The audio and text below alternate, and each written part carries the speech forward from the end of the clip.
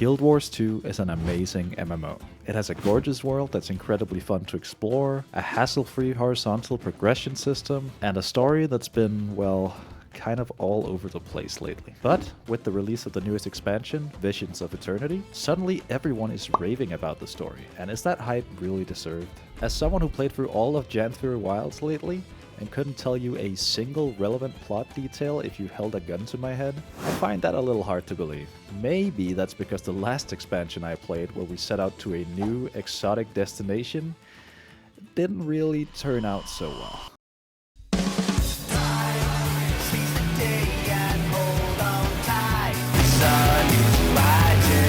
Hi, my name is Chris, and today I'll be diving headfirst into Castora's open waters to see if Guild Wars 2's storytelling truly has changed for the better. I'll be going through the new story from start to finish, so spoilers are to be expected here. If you just want to know my overall spoiler-free thoughts on the story, feel free to skip ahead to this timestamp. I'll also be providing timestamps for every single chapter in the description, if you just want to see my reaction to a particular part of the story. I think that's all you need to know, so let's get started.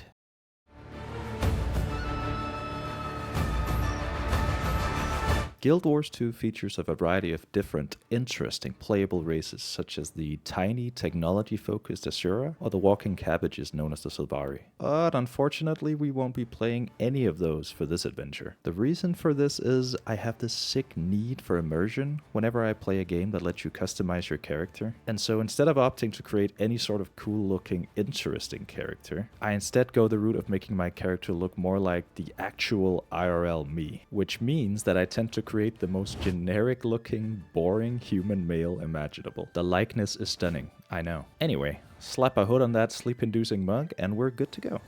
Yeah! We start off our adventure by visiting a distinctly bird-like member of the Tyrian Alliance. She wants to tell us all about the new elite specialization for the Ranger, the Gale Shot. But it's too bad I already fully unlocked it with leftover hero points and tested it out before even starting the story. Bottom line is, it can do cool shit like this. Whoa. After ditching the bird lady, we head to meet up with Lawson, who I definitely remember who is. Instead, we find Saida, resident pirate captain, who is now on the captain's council, putting an end to a fight on the docks before it even starts. She tells us about a bunch of ships manned by the Assuran evildoers known as the Inquest, all departing together to an unknown destination. We then go to see Lawson, who tells us pretty much the same thing, while also noting that the organization had bought traditional ships from citizens in Lion's Arch. Which is already odd for such an armed organization. We decide to call Assuran Counselor Ludo on our handy magical walkie-talkie thing, and she asks us to meet her at the docks in Radasum. So we head there, and I gotta admit, so far, I really didn't think much of the story in this expansion. The Inquest is by no means a new enemy in Guild Wars 2, and they've always just been these stereotypical, evil, laughing bad guys to me. So the thought of spending a whole expansion fighting them wasn't exactly thrilling. At the same time, the opening of the story so far has consisted of walking to one NPC, standing there and talking, then walking to the next one and repeat. Which is a way of telling the story that I really don't think works in Guild Wars 2's favor. This guy stinks! But anyway, we arrive in Radasum and meet up with Ludo and Saida. Ludo tells us that someone in Radasum may very well be sponsoring the Inquest, but she doesn't know who. So we start investigating by interrogating and beating up the dock workers. Nice. We don't get much out of doing this, so instead we head for the records terminal, where we find some angry-looking Inquest waiting for us. Commander, you have my full permission to end this swiftly. We open up the terminal and find out that the Inquest has gotten access to some classified research. The rest of the files are encrypted, so now we get to play our very first hacking minigame of the expansion. And I sure hope you like it, because we'll be seeing a lot more of it as the story progresses. Oh god, this again. It's not even hard, it's just tedious. After we're done, we find out that Consular Yak has given the order to give out rations to the Inquest ships. So we decide to investigate him by disguising as a lab worker and sneaking into his office. Here the expansion actually surprises me for the first time, as the guard at the door actually seems to acknowledge that I'm playing a ranger. And you brought a pet? Flax is gonna hate that. But hey, it's your retirement ceremony. He acknowledged my class, man. What the f? It's a small detail, but it's pretty cool nonetheless. To get into Yak's office, we'll have to distract him, which means annoying one of his employees long enough for her to mess up, summoning the corporate overlord from his lair. So, we sneak into Yak's office. Ah yes, very stealthy. Where we finally find out that the Inquest is indeed heading to a mysterious and dangerous island called Castora. Wait, but that's the new area of the expansion! It's too far for an airship to reach safely, so we decide to set sail on open waters instead. Also, Sayida comes along for glory or some shit like that. But before we go, let's meet our crew. We've got Sayida, of course, Kanak, that's a little odd, I guess. Ridlock, I mean, he's a bro, and... oh god. Isgarin. I don't know if I'm impressed or deeply concerned about this lineup. Definitely the last one. Anyway, they put us in charge of the expedition, and we're off.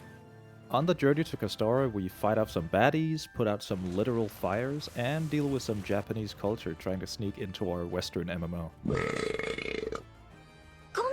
We also have to collect these magic balls around the ship, so that Isgarin can navigate the fog one too many times. God damn it, Isgarin. Here I also run into a bug that keeps teleporting me back to Isgarin, no matter where I go. I swear, it's truly a fate worse than death. But, after balling our way through the fog for the fourth and final time, we run into some slight trouble. What was that? The martingale! What is that thing? We scoop up our fallen crewmates from the water, and then...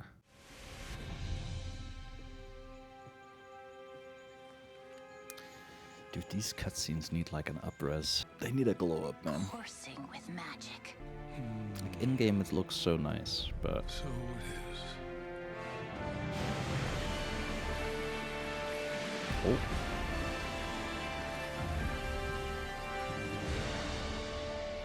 Let's go.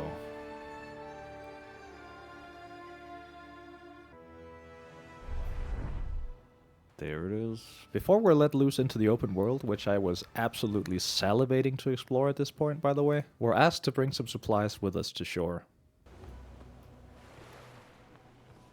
Damn, this looks really good, man. It's like night and day from the old zones. And with that, we finally officially made it to the first new zone of the expansion. Shipwreck Strand.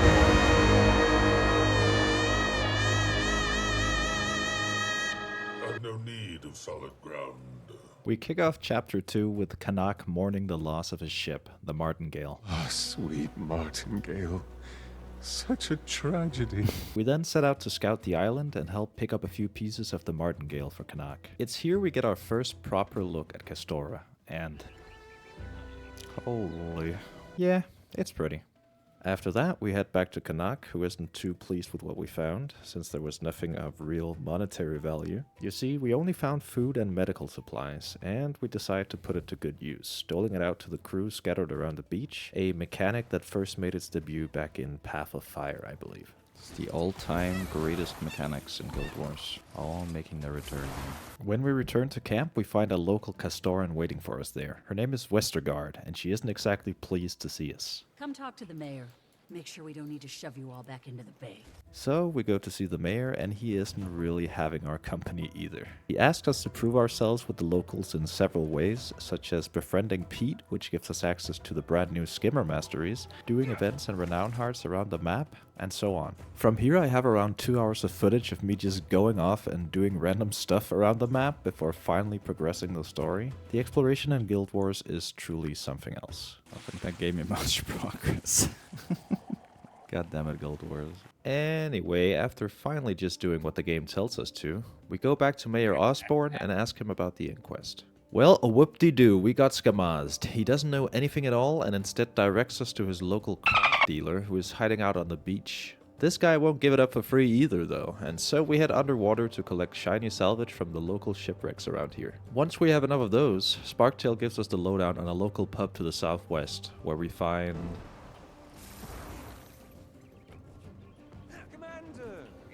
Impeccable timing. Uck? What are you doing here? Dude's already set up his new business as a pub owner within 5 minutes of getting here. You gotta respect the grind. Anyway, we serve up some drinks to some loose-tongued freebooters that are hanging around and find out about some inquest hiding in a cave to the south of here. And that's the end of Chapter 2. Chapter 3 begins as I get sidetracked for the 900th time before finally walking up to the Inquest facility we learned about at the pub. Here we once again put our amazing stealth skills on full display before nabbing one of the Inquest golem suits.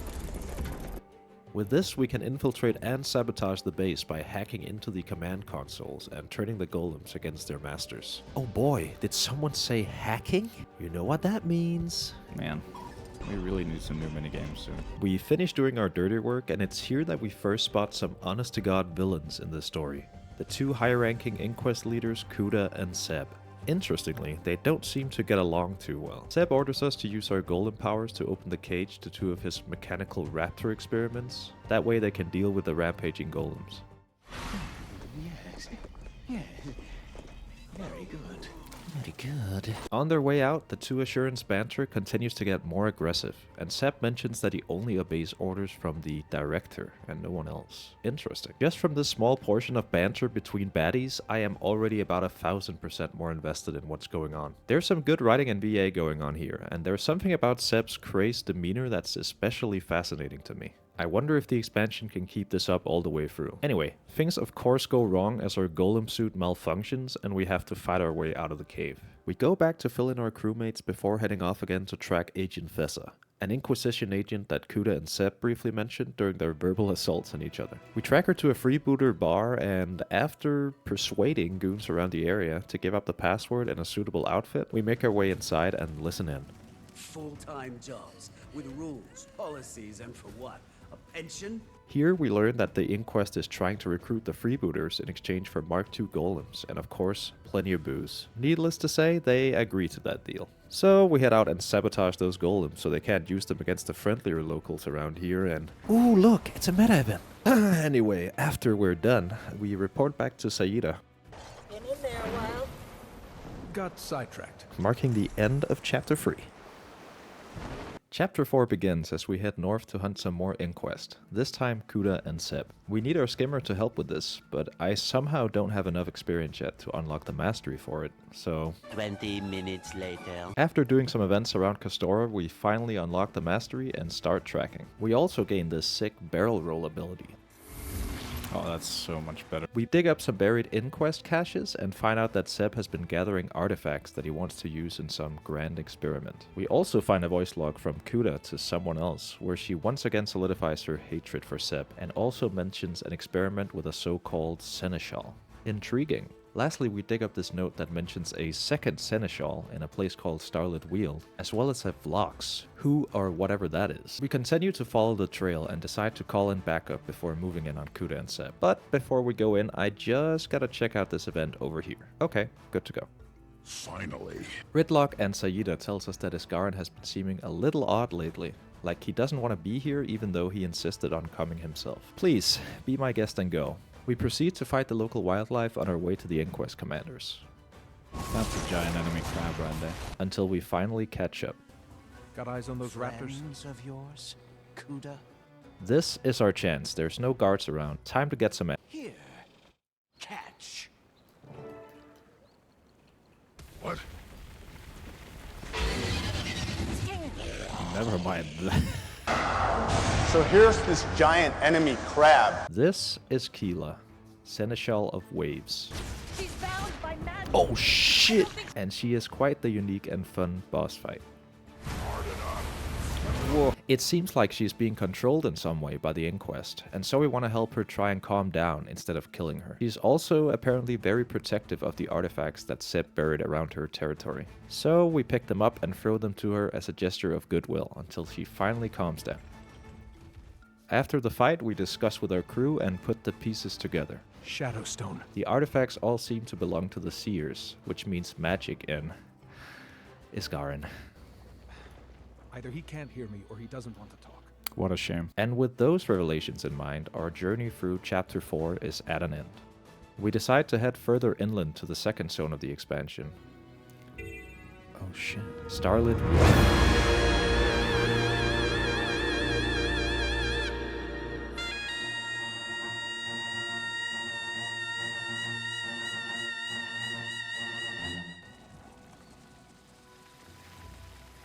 Oh my god. What is this place, bro? It's right about this time that we make a new friend out in the wilderness. This is John. We hit it off almost instantly and... what's that? I think he's trying to tell us something. Like, comment, and subscribe. Damn it, John, you can't say that, man. You're on the bench.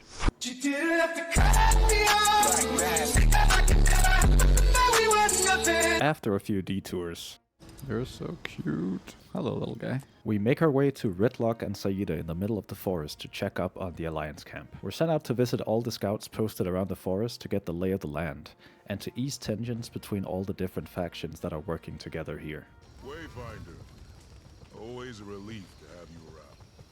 This means having to explore a pretty huge questing area with no specific directions on where to go within it, at least as far as I can tell. I can't stress how good this feels, like this is playing into one of Guild Wars 2's biggest strengths, namely the exploration. So the game is actually asking me to explore the map. That's cool. But like, when are we going to the conference room? Afterwards, we're sent out to gather some ley line magic samples and run a few other errands, such as planting listening devices for a Spymaster Ember Doomforge around the forest, before finally getting distracted by another meta event that is probably a spoiler, making it to a gang of pirates who stumbled into something very peculiar. Seems to be able to think on its own. Someone will pay big for that. This is PTM, a supposedly friendly inquest golem with memory loss. We buy him from the pirates and set out to find some tools to repair him with. Only catch is we gotta raid an inquest complex to get to them. I must return to base for repairs at once. No, I don't think that's a That good Yuri idea. Lowenfall. So we wait for nightfall and use our very own brand of stealth to sneak into the complex. We're so cooked, chat. We're so cooked. That's it. Kill them all. We clean up our mess and make our way inside. No witnesses, let's go. And we're finally here. This is where the game truly catches me off guard in the best way possible. Oh, an actual cutscene, what? It is an incalculable delight to finally meet you, Commander. Your reputation precedes you, as I fear mine must precede me. I think you'll find me quite unlike the tales you've heard. I won't waste your time with trivialities. Both of us are far too busy for that. They actually made a cutscene? An in-game cutscene? Save our world. This might not look like a big deal to you if you haven't played this game before, but Guild Wars has been starving for an updated story presentation for years now. And the fact that this actually looks good with unique, well-animated animations, as well as the player character present, just gets me so riled up to see what they do with it. Just compare it with this in-game cutscene from Janthir Wilds and you'll see the difference immediately. Like, why is this even a cutscene? I am not your enemy.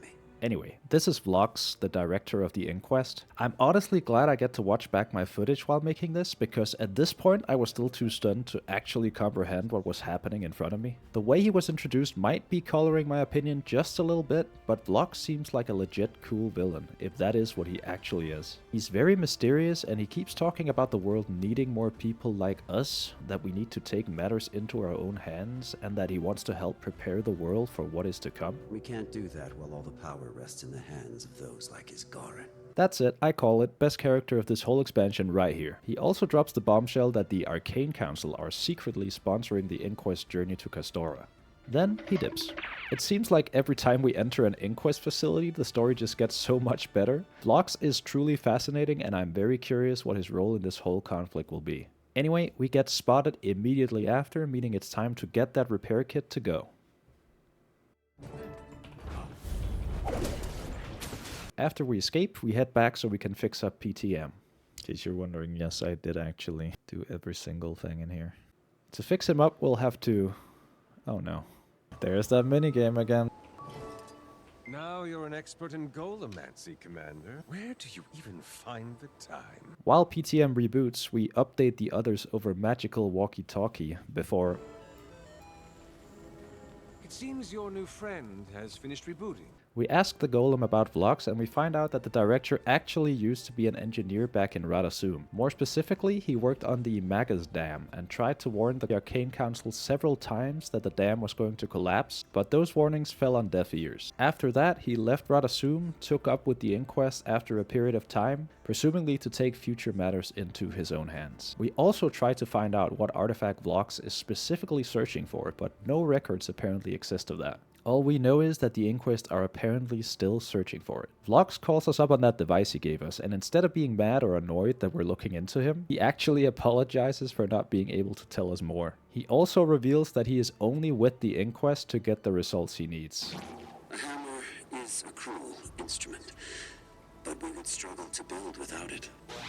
We just need to know when to put it down. We offer him to cooperate with us instead, but he refuses, saying that while he trusts us, he does not trust our allies. The call ends, and so does this incredibly lore-heavy chapter of the expansion. Color me impressed. I don't think I've been this invested in a Guild Wars 2 story since Aurene was around. Right. That was good, man. Yeah, that was surprisingly good. I am kind of invested now. At the start of Chapter 6, we set out to meet Ridlock, Kanak, and Sayida at a hunting camp to the north. They're all debating whether or not to trust Vlogs, with Ridlock especially leaning more towards the director's ends justify the means way of thinking. This difference in ideals creates some actual tension between our crew members, opening up so many possibilities for interesting conversations and conflicts. Am I dreaming, or is there some actual writing happening this expansion?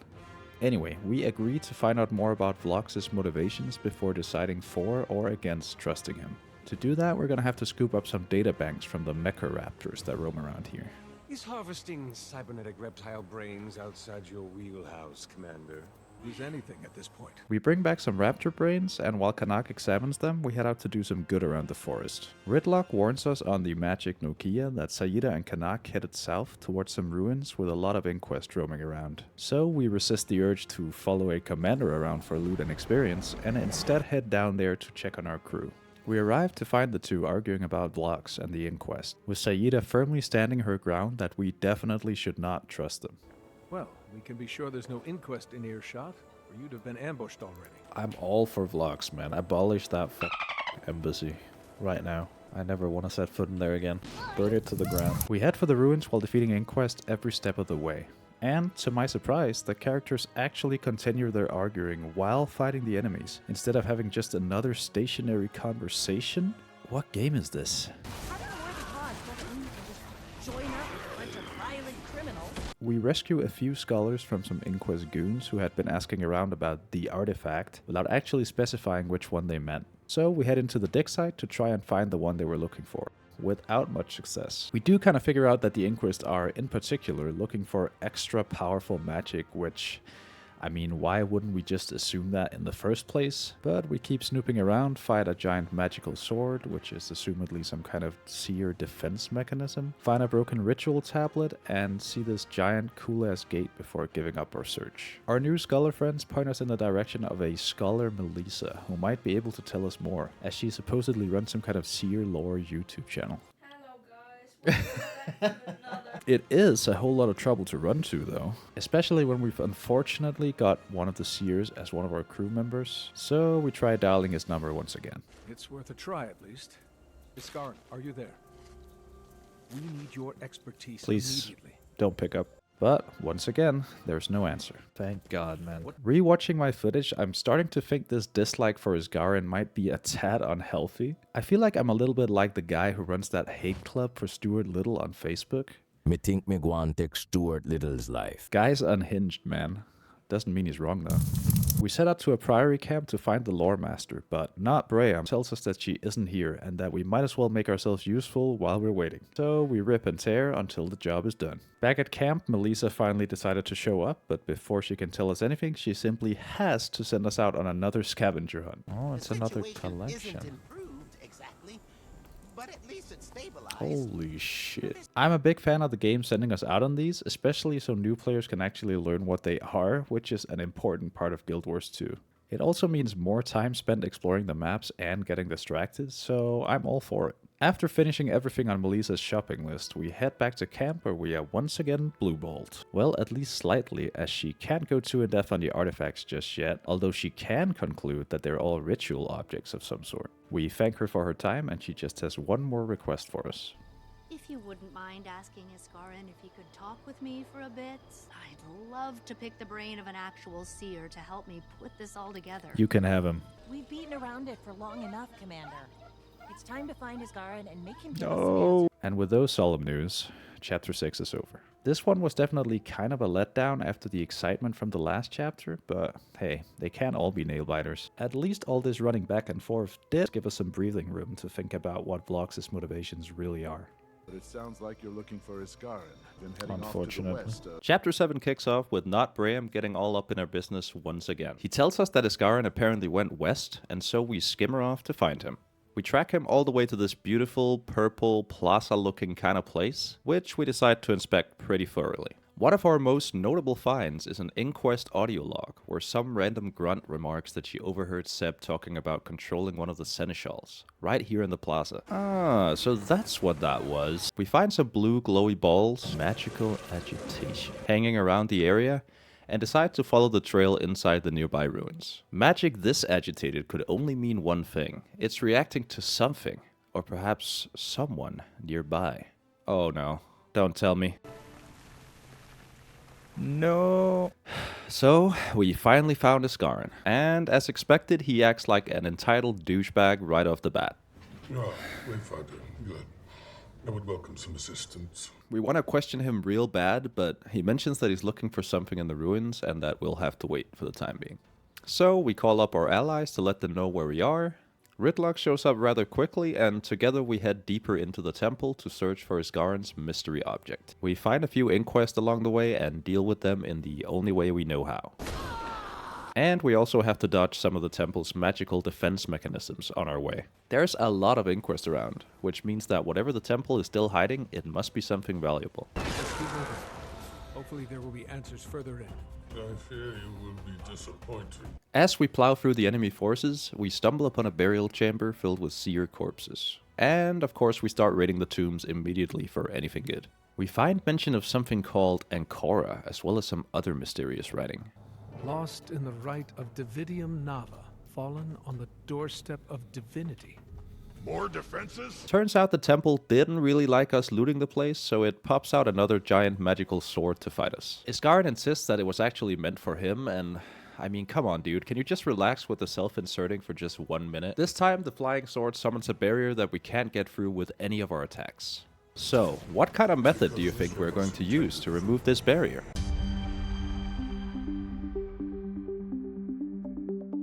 If your answer was D, magical hacking, you are correct.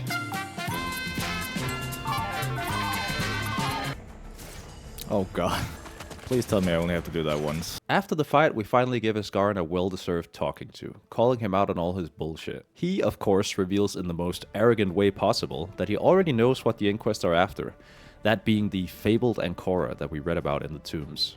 Ancora is a legendary staff required to perform the rite of Dividium Nava, an especially powerful ritual, although for what it's used, we don't really know yet. We are, rightfully so, extremely pissed that Iskarin withheld this information from us. From now on, if you want to be part of this, you give us the entire truth. Give it to him, man. And with our hands finally about to clasp tightly around Iskarin's icy-veined blue neck, the chapter ends.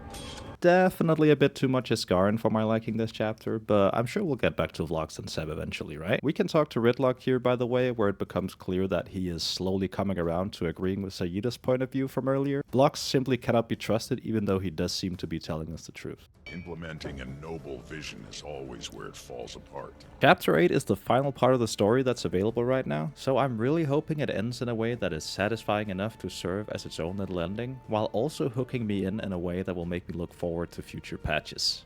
Let's see what the writers have in store for us here. We figure out that Blocks will want to use Ancora to ascend and empower himself like the Seers did, and he actually confirms this to us in a call right after. But not forever. I've no desire for power or legacy. It's enough that I do good. He also reveals that he doesn't know exactly what he will do yet when he's finally powered up, as he believes he'll become much wiser when the ride is complete. So instead he'll wait with picking a strategy until he's actually smart enough to pick the best one. Once again, he makes sure that we know his goal with all of this. I'm going to return control of Tyria's future to her people. We hang up the call for now and set off for our next steps. Dude, I like Vlogs a lot.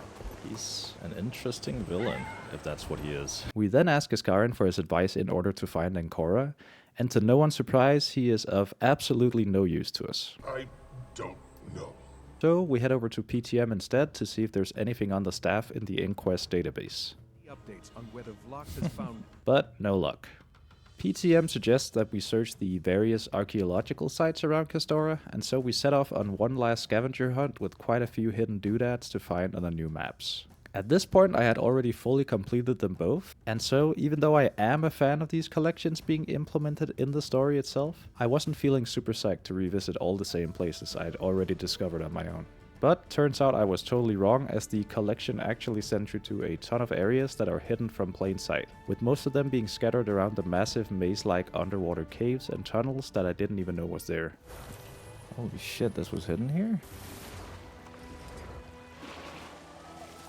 Whoa.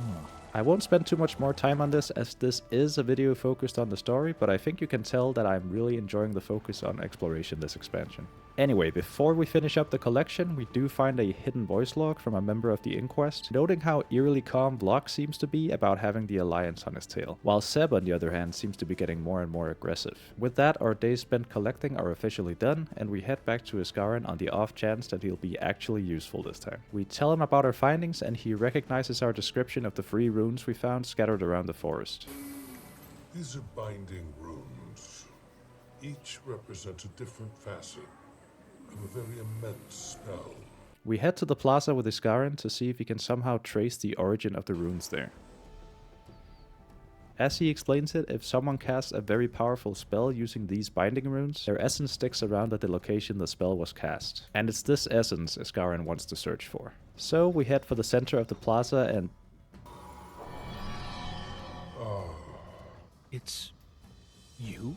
Yep, turns out Iskarin was hiding even more from us. What a guy. And what a bit of lore it is, as we find out that Iskarin was actually banished and exiled by Sidoni, the former leader of the Seers, for choosing to ascend Waiting Sorrow from the last expansion. Not only that, Sidoni actually cursed Iskarin, making sure that all of Castora's defenses would attack him should he ever come back. The curse also seems to affect Iskarin's mind, perhaps explaining why he's been so useless in the expansion so far. They didn't want him either. But yeah, all of the island's defenses are meant for Iskarin, which, in all due fairness, means his self-inserting from earlier does actually seem to have been warranted.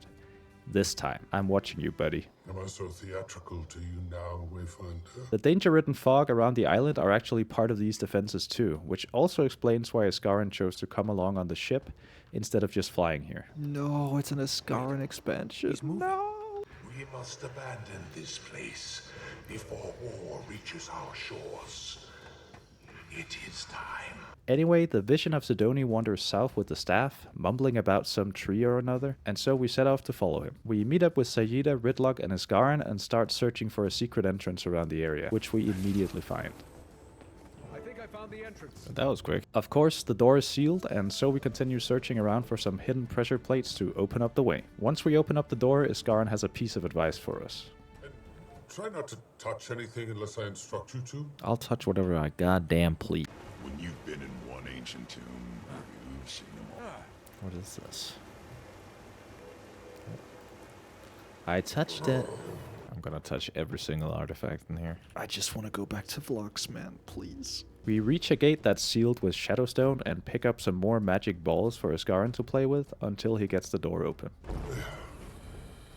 Proceed.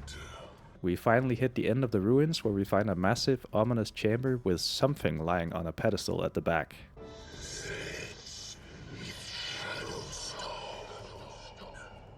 At this point, we've been hanging out with Iskarin for so long now that we've understandably lost our mind a little bit, and so we start to hear voices.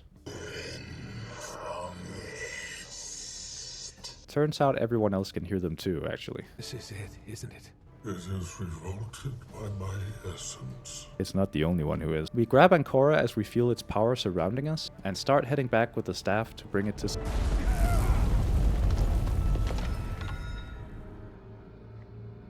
You don't see the necessity of my path. But you will, Commander.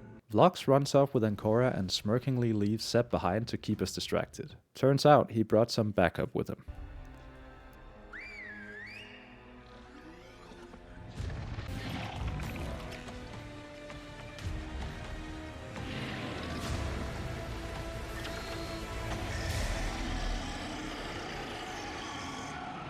Seb aggressively orders Kudo to stand back and let him deal with this himself. Big mistake, my guy.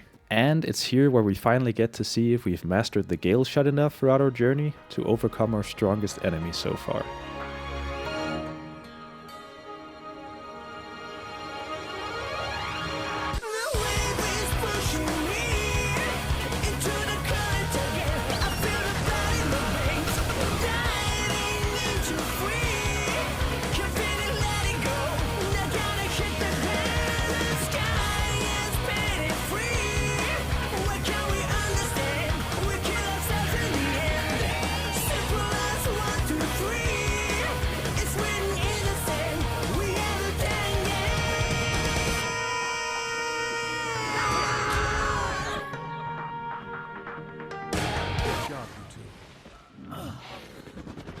Seb suffers a well-deserved brutal end at the claws of his own raptors. We release them from their mind control and set them free to pay back the favor. You can go. Go!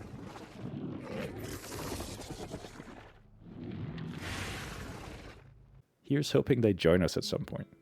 Well, the annoying one is dead. We won a battle. Yeah, but Vlox has the staff. We head out of the ruins and decide to regroup on Sayida's ship to discuss what to do next. The situation definitely doesn't look good. Vlox has the legendary staff now, and we have no idea what he really wants to do with the power he stands to gain from it. We learn that he can't perform the rite to empower himself without heading further inland to a place of great magical power, where the seers used to perform their rituals. He must take Ancora to those grounds first, if he wishes to perform the rite.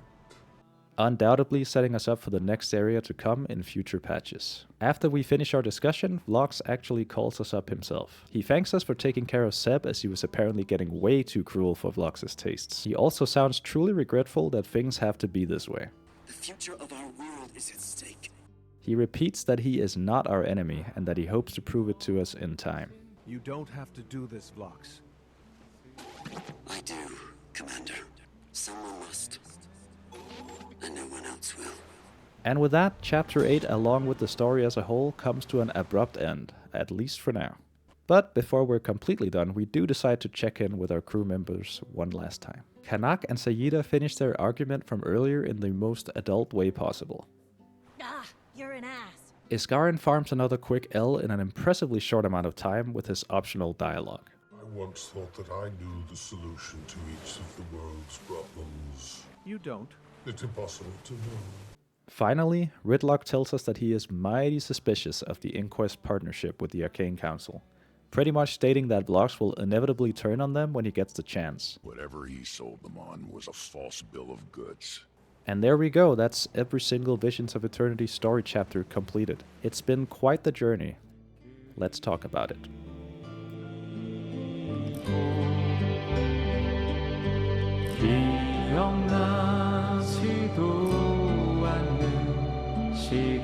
On my journey through Castora, I set out to answer two things. One, is the hype and praise for Visions of Eternity's story truly deserved? And two, do I believe that Guild Wars 2's story truly has been saved from the mediocrity of the other mini-expansion storylines? And what did I find out? Honestly, I'm pretty damn positive about it. If you watch my playthrough, I think it's pretty clear that I go in with a bit of a pessimistic mindset, especially in the early chapters. And I do still think that the start of this storyline is pretty slow going, even though it's still probably a bit faster than the other mini-expansions. There's still a whole bunch of cases of the old-fashioned walking up to an NPC, standing still and waiting for them to finish talking, then going to the next one, and so on. But I do think that changes pretty much as soon as you hit Castora's shores, where you're let loose pretty much instantly to explore, discover, and marvel at the sights. Those types of stilted conversations start to happen a lot less as well. And more importantly, when they actually do happen, you really want to be listening in this time around. And that's because the villains are the absolute highlight of the story here. And there is no doubt in my mind about that. I'll admit, after fighting a bunch of literal rocks in the last expansion, the bar admittedly wasn't too high. But the villains and visions are extremely interesting and complex. And they absolutely steal the show here, with the main baddie in particular being just mysterious and intriguing enough that you keep wanting more of them every time they leave the screen. In fact, I think that happens just a bit too often. Some of these chapters definitely do drag the pace down a little bit, with an overabundance of collecting and fetching to do this time around. While I actually do like spending time exploring and collecting from a gameplay standpoint, narratively these chapters do kind of get in the way of the pacing just a little bit. So I can definitely see why someone wouldn't like them as much as I do. But yeah,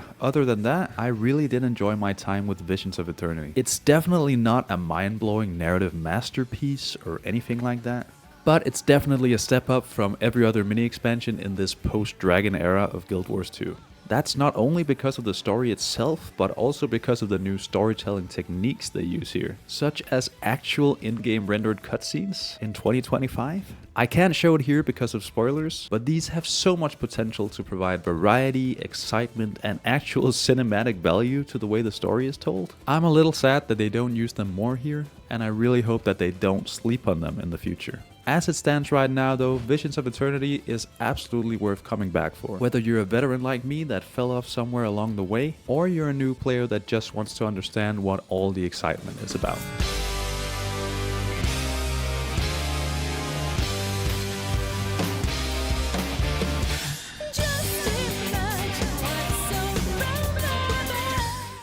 Hello.